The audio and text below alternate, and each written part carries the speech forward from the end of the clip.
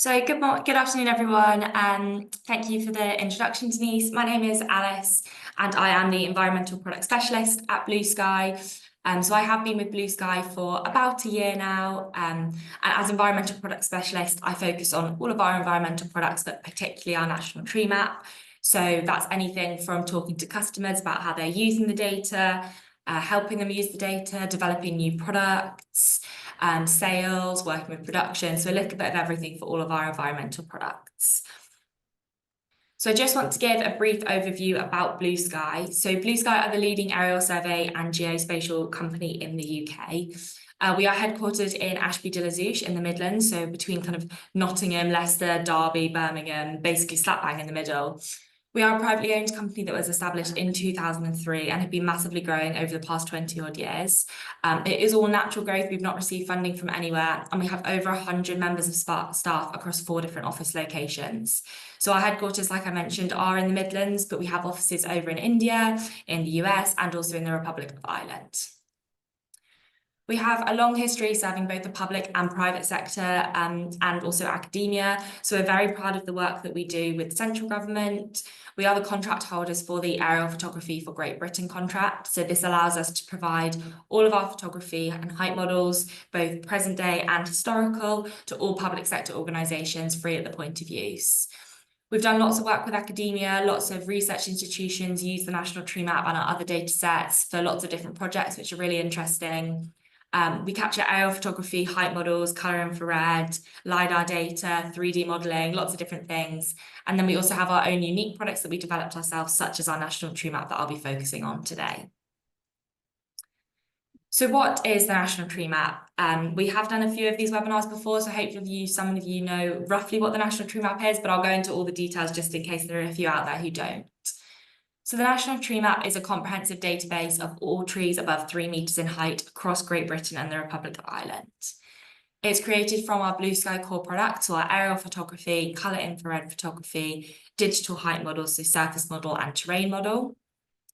We do have national coverage across Great Britain and the Republic of Ireland, and we update the National Tree Map on a rolling 2-year programme in line with our National Flying Programme. So over a 2-year period, every part of the tree map is updated, which means that we do have multiple epochs of that data set, which is great for monitoring and management.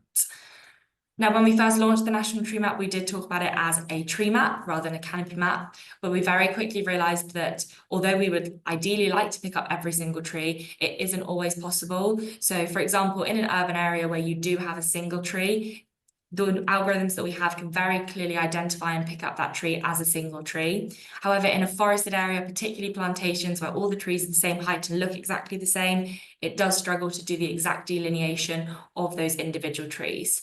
So we do now refer to it as a canopy map. It's over 98% accurate at capturing the canopy, but then kind of the delineation, especially in those rural areas where the trees are very similar, it does struggle with a little bit more. Because it's all created from top-down nadir photography as well, we don't identify any of those trees in the under canopy. So although it is all trees on top above 3 meters in height, anything in the under canopy that's still maybe 3 meters would be missed, which is why we now talk about it as a tree canopy map. It's quite a complex data set to create, but for using the data, it is very simple.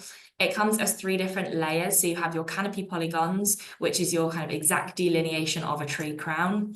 You then have your idealized crowns, which is this idealized circle. A lot of people just think a tree is a circle. So this is very much for ease of interpretation, visualizations, explaining it to people who may not have that knowledge on kind of trees. It's very easy to look at. And then you have your point. So this is the center of the canopy.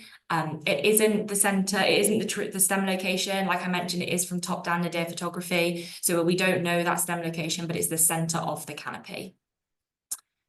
Within the data, you then have 11 attributes, including the data capture. So you've got ID, you've got height, area, but we do provide this data capture. Obviously, it is only a snapshot in time, so for providing this, we do kind of allow for trackability, traceability, and this is really beneficial for monitoring tree growth year on year and over a long period of time. As obviously, if you've got capture from April and then capture from June, it might look slightly different. So by providing that, we do allow for that full traceability. It is a vector dataset. As a standard, we do provide it as shapefile, but it can also be used in CAD software. So we can provide it as DXF, geodatabase, geopackage, and all the data does come in British National Grid projection. So this is just a slightly more zoomed in photo, so you can just see exactly what the attribute table would look like. Obviously, this is only showing the attribute table for 2 of those trees. If I showed it for all of them, it would be slightly overwhelming on the screen.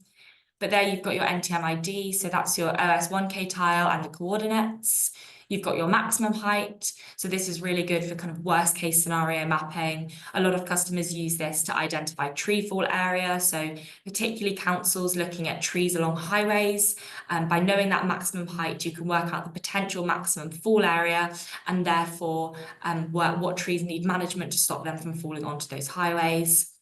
You then have your mean height, which is very good for kind of statistical analysis. So a lot of people use this for canopy capture. It kind of gives you an overview of exactly what the tree would look like.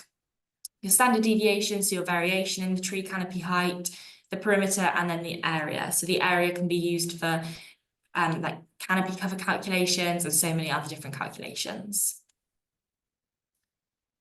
So we first started creating the data set back in 2011.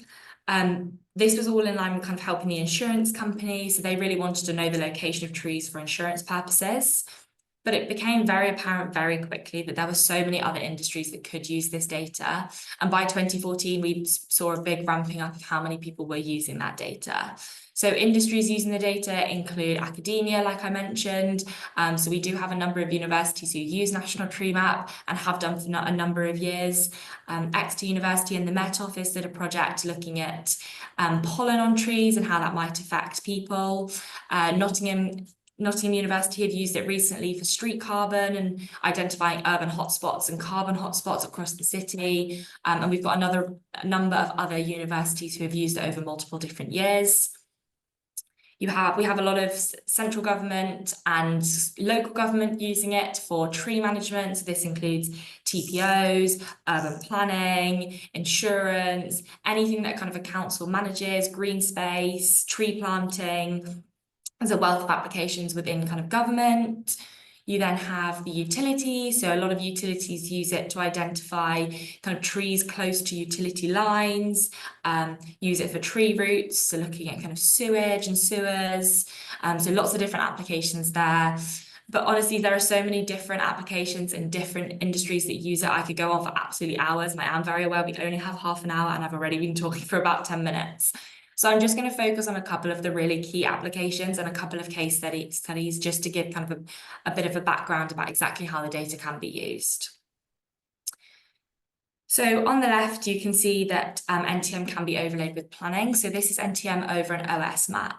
So a lot of government organisations use the National Tree Map with the likes of OS data, but it could be used with any kind of planning software, any other layer. So you can compare NTM with public health. So you can look at kind of how green spaces and health might impact how trees might impact people's health. You can use it to identify and calculate canopy cover. So you might want to know what's the greenest university in the UK, and you can use that using any kind of base mapping that you have to identify the university campus and then just pick out the trees on that campus.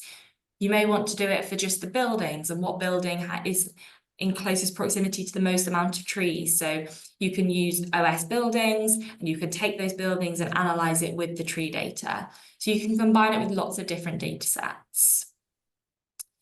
You can use it for biodiversity mapping. So the image on the right is the National Tree Map crowns layer.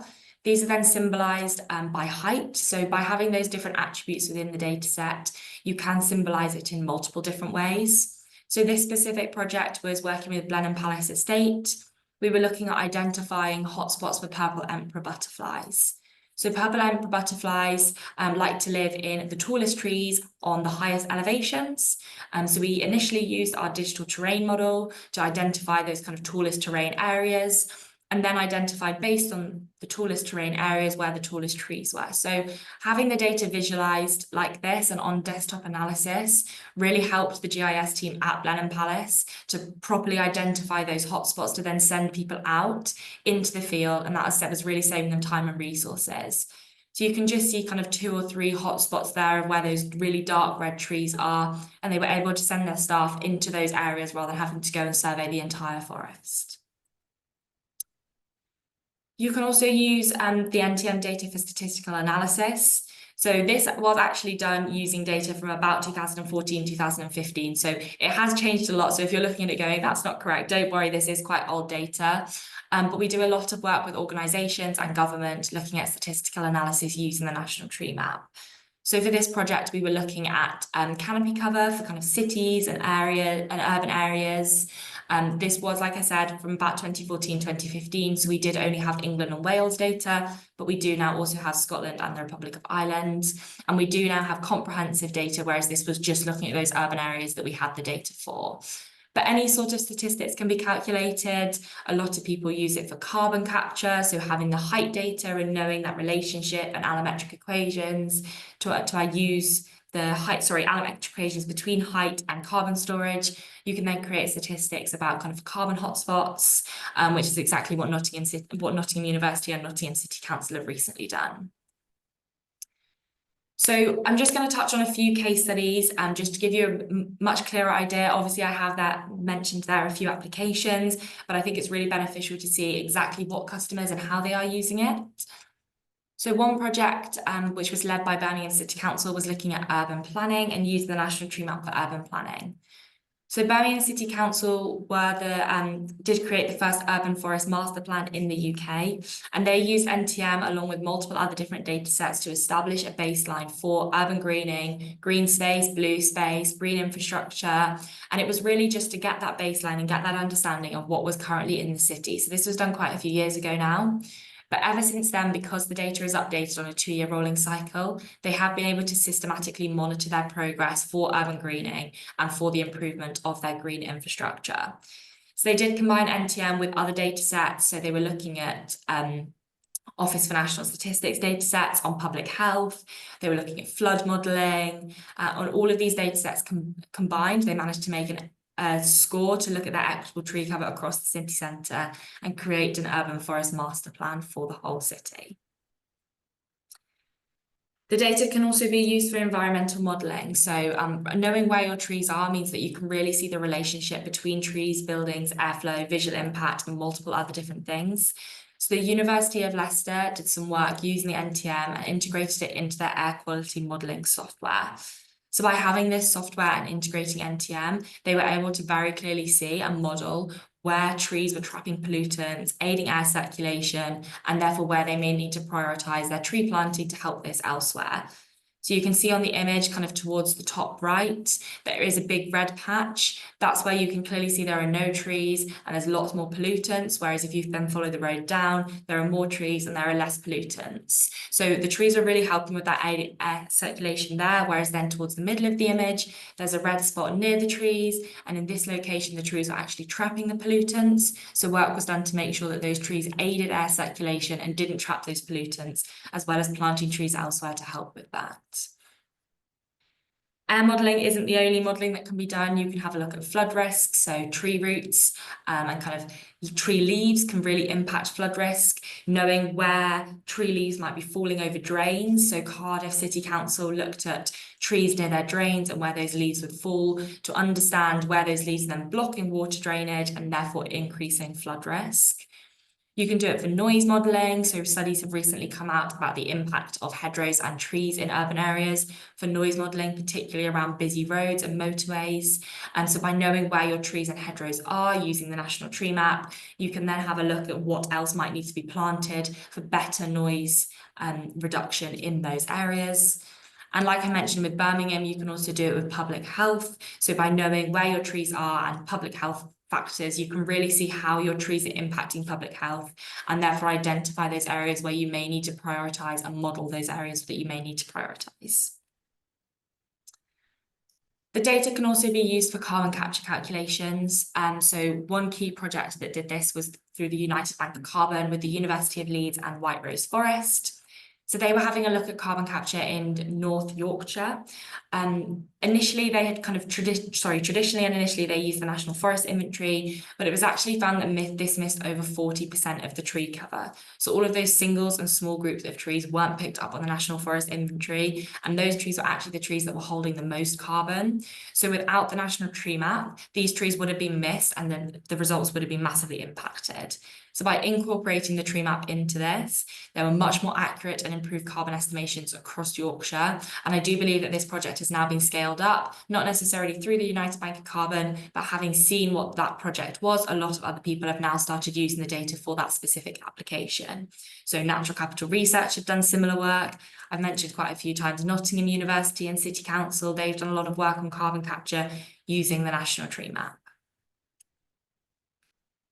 So what are the next steps for NTM? We are continually improving the process. We work with a lot of our councils and companies who license the data to give us ground truthing data so that we can continually improve it and continually update it. We have released a new product called the National Hedgerow Map. So this was in line with feedback from our customers, they were really interested in looking at low vegetation. Obviously, the tree map is only 3 meters and above. So by having a new product which does pick up that low vegetation, you can combine those data sets to get a really comprehensive understanding of all vegetation. Another thing that's come from customer success and the work that I've been doing is looking at services provided. So we are geospatial specialists, we are experts in the field, and a lot of our customers don't have the knowledge and ability in using those data sets on how to use those data sets to fully get what they want from the data. So we've started providing guidance documents, and we've started offering more services so a customer can approach us and say, this is what we'd like to do, but we don't know how, and we can help them get that, whether it's through step-by-step guidance or doing that analysis for them.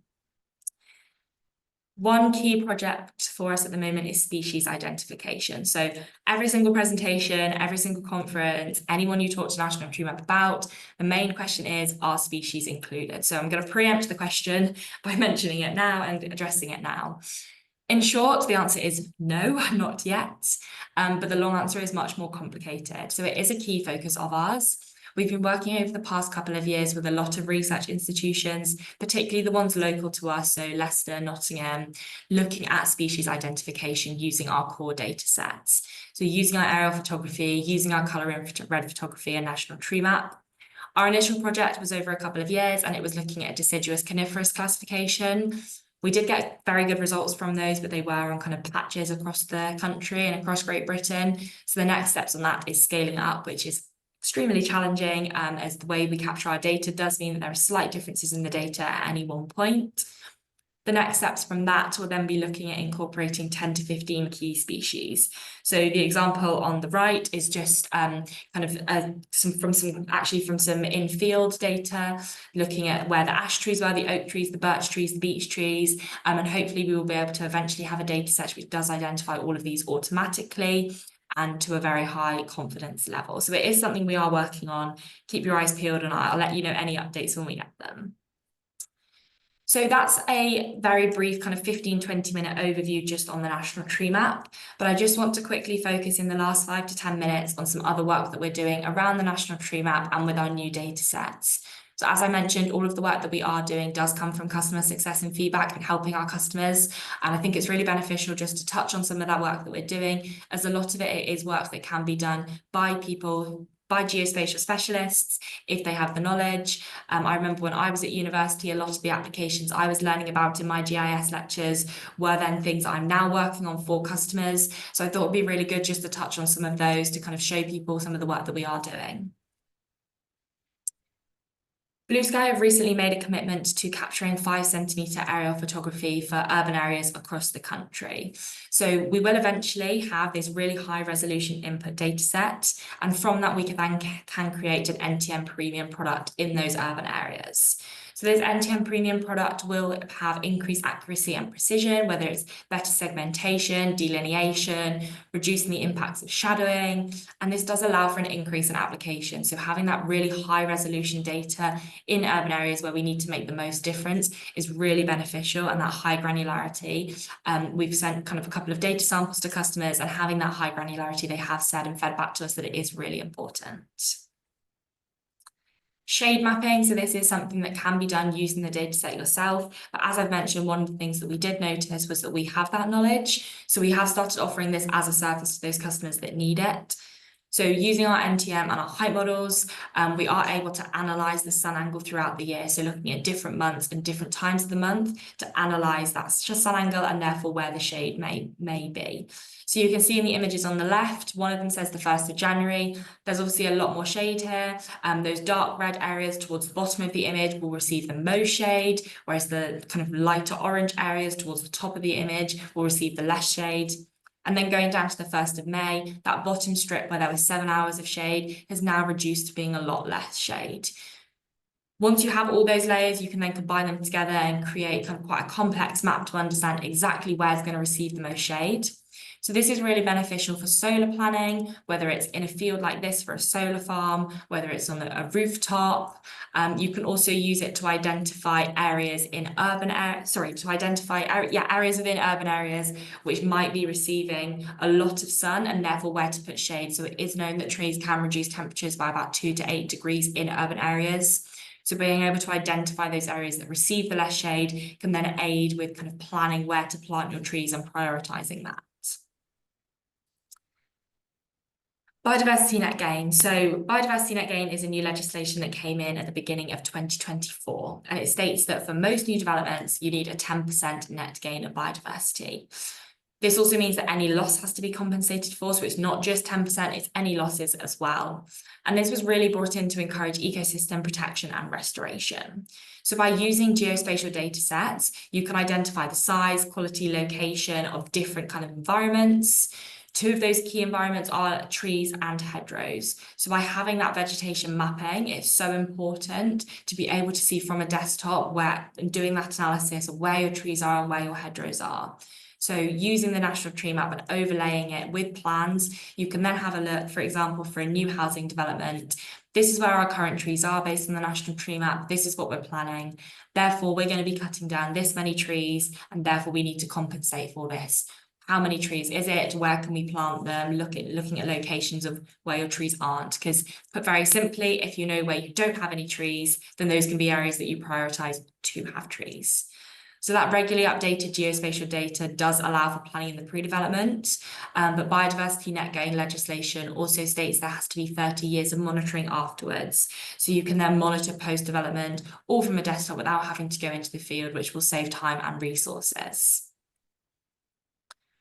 Opportunity mapping. So with government targets of tree planting, the government have set a target to plant 30,000 hectares a year by 2050.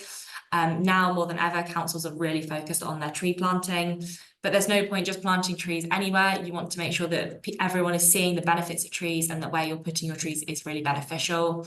So using NTM, you can calculate tree equity for planting prioritisation. So Birmingham City Council have done something very similar to this.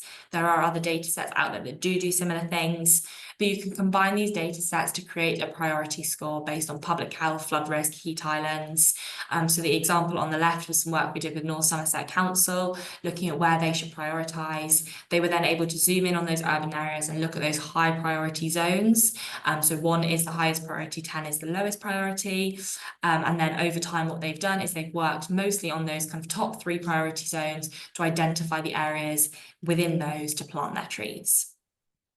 There are other applications around tree planting as well. So I've already mentioned tree planting on new developments. So again, knowing where your trees aren't, you can work out where your trees are, but you can also look at tree planting to reduce environmental issues. So combining that data with flood risk, with heat islands, and doing the shade mapping, you can then really identify those areas that would most benefit from tree planting from an environmental point of view. So one new product that I have mentioned is our National Hedgerow Map. So customers were really interested in looking at this low vegetation, and the National Hedgerow Map records information for vegetation between 0.5 to 2.99 meters in height. So it does come packaged with the NTM, so there actually is no upper limit on that vegetation, but it is separated into that low vegetation and taller vegetation polygons, so you do get the 2 separate layers. Again, it's created from Bluesky core products, and we have national coverage across Great Britain and the Republic of Ireland. Again, it's updated on a 2-year national flying programme, similar with the NTM. So the National Tree Map comes as 3 layers, so you do get all 3 layers for that, whereas the National Hedgerow Map just comes as 2 layers. So you have the vegetation polygons, which is the extent of the vegetation, and then you have the centre lines. So we give a centre line to any feature that is defined as a hedgerow by DEFRA. So this can be that goes through a hedgerow tree. It can be higher vegetation, so not all hedgerows are below 3 metres in height, and therefore we do package it with the NTM and give those NTM features that may be a hedgerow a centre line as well. You get all the same attributes with one additional attribute. So we do provide volumetrics. It's the only hedgerow map available in Great Britain that does provide this volumetric data, which for all of our customers has been very beneficial for carbon calculations, as you need to know the volume of your hedgerow. Now, obviously, again, there are limitations around this. As it's from the photography, you can't see any gaps, but it is just representative mapping, and it's the most accurate data that you can get currently without going into the field, so you can use it for that desktop analysis. Similar to NTM, it's a vector data set, can be used in CAD, and it comes in British National Grid. So applications of the National Hedgerow Map. We actually launched our National Hedgerow Map only 6 months ago, and we've seen lots of people adopt it already. So we've got a large number of customers using the data for all of these different applications that you can see on the screen. So one project that's recently been done is hedgerow restoration. You can really use those centre lines to identify gaps within a hedgerow, to identify where you need to restore your hedgerows. Carbon storage, which I've already mentioned, hedgerow monitoring and management. Because it's for all vegetation between 0.5 to 2.99 metres, you can use it for other low vegetation mapping. So the image in the bottom left-hand corner, we had a council using it for garden mapping to identify garden features and other low vegetation within gardens. You can use it for modelling. I've already mentioned about noise monitoring, modelling, and biodiversity net gain planning. So just a quick zoomed in photo of it. Here you can see the 2 different layers. You've got your vegetations below 3 metres, which is your National Hedgerow Map, and then your vegetation above 3 metres, which is your National Tree Map. Obviously, if you didn't have the tree map, you would miss some of those hedgerows, and if you didn't have the hedgerow map, you'd also miss some of those hedgerows. So by having both of them, it's really beneficial for our customers to be able to see what's low vegetation and what's high vegetation. You then also have your centre lines. So the image on the left here is the centre line by by length. So we do include that as an attribute for those centre lines. So you can really pick up on your small hedgerows, your big hedgerows, and you've also got the trees on there based on the height. So you can very clearly see how the hedgerow gives the centre lines to those tree features that may be a hedgerow, but not to the woodland features. And then on the right is just a very representative understanding. You can see it's a very comprehensive map of all the hedgerow features. And finally, another new analysis tool that we have created, which we are actually launching today, is our 330-300 analysis tool. So the 3 plus 30 plus 300 rule is a research-based rule which was launched in 2021 by a Dutch person called Cecil. I'm not going to try and pronounce his surname because I will get it incorrect, but it provides a guideline for urban greening. So it states that every person should be able to see 3 trees from their home or workplace, have 30% canopy cover in their neighbourhood, and be 300 metres from an urban green space. So it's become a very standard rule for monitoring urban greening across Europe, but it's not been so widely adopted in the UK. So we're really hoping that with this analysis tool, people will start to use it a lot more. We do provide the analysis by neighbourhood and building, and we do provide lots of different attributes within that. So for the buildings layer, you get attributes about each rule, so whether it meets them, but also the raw data, so the number of trees, the distance from green space. So further analysis and further work can be done. In Sweden, a lot of people have started looking at a 220-200 rule. So by providing this raw data, you can then do that further analysis to see maybe you might be reaching a 220-200 rule rather than a 330-300 rule. And we also give each building an overall score. So I have chosen a good image. There are no buildings here that have a score of 3, but you can very clearly see that those buildings in the middle that are yellow, they've got some trees around, but not lots, and they're not near any green space, whereas the buildings which are in red towards the left of the screen have green space, lots of trees nearby. So it is for all buildings, not just houses. You can see there, I think that's a supermarket there. So it is for all buildings, which is really beneficial for councils. Then also have the neighbourhood, so these attributed with information on the number of buildings that meet each rule and the average score within that neighbourhood, and also the canopy cover percent for that. So here I've just symbolised it by canopy cover percent. You can see how much variation there is. And with using those two data sets, we do then create a report, which kind of gives statistics and guidance on what rule you need to focus on the most.